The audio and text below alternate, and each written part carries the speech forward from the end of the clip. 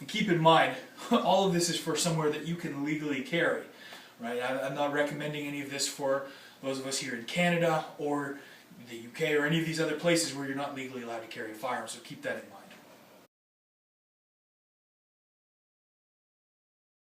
So in answer to a question that we got on our Facebook page, the question was, they wanted to see a video on deployment of a firearm in response to a possible but not confirmed threat.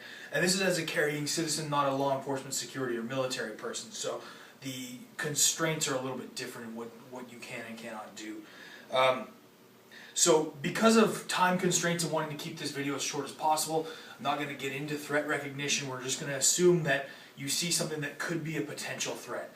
So we're not duty bound to detain this person or to interact with him in any way. The main thing is to get out of there. You see something like that happening, that is a threat.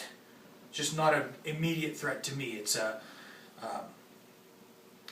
potential. So what I'm going to do at my earliest convenience is take off. I'm going to find a place that I can just get out of there.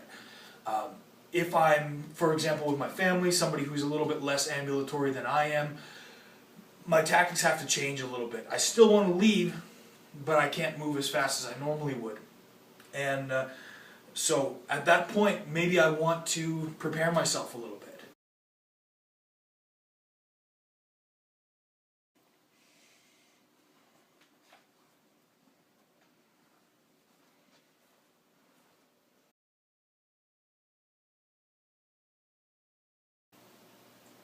So what I want to do in this case to prepare myself is what we call a covert draw or covert carry position, which basically, as we know from physiology, the fastest draw is no draw at all. So if I can have my gun out and ready, it's much quicker to bring it up to bear than having to clear a garment, draw the gun, establish a grip, and bring it up. So what I want to do, obviously he wouldn't be this close, but I'm using him here as reference. What I would want to do is turn away and using my coat, if I'm wearing one, try and cover as much of this as I can. Because we still don't want to be out here brandishing this gun. We don't want him to see it if he's mentally disturbed or got something crazy going on. We don't want him to see that and then cue on us and end up in a shooting situation that we didn't otherwise have to be in.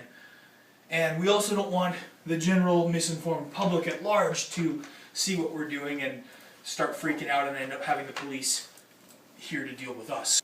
Alright, so again, you want to turn away. Blade your body as much as possible and get that thing. This is a covert carry position, so you want it down by your side where he can't see it, or even something creative like in a pocket. In a pocket you can still bring it up to a sort of that number 2 position and fire shots from there through the pocket if you have to. And that way nobody really knows what's going on. You can have it there, gun on, hand on the gun, trigger finger ready to go, and deploy if necessary. So, one more time. He's over here in this general direction, hopefully further than this away from me. I'm going to turn away, move that weapon to a covert position, and then find my way out.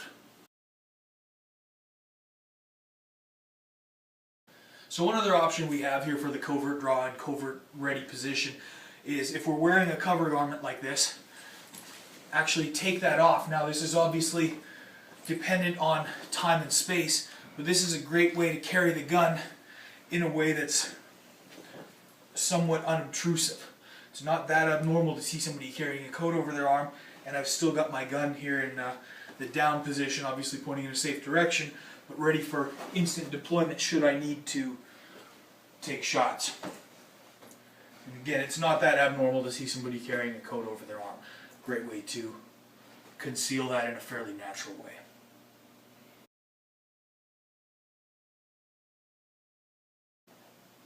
So keep in mind when you're doing any of these techniques, in many states that allow concealed carry, pulling a gun out without just cause is considered brandishing, and it is a crime. And so obviously in order to not get into that can of worms, not have to deal with the law and this type of thing, we want to make sure that there is a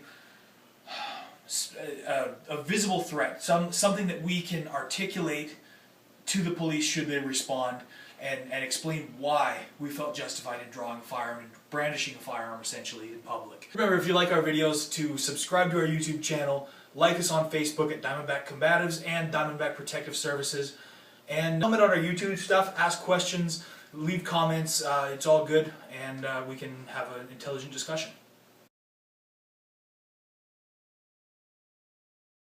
I don't have time for trolls.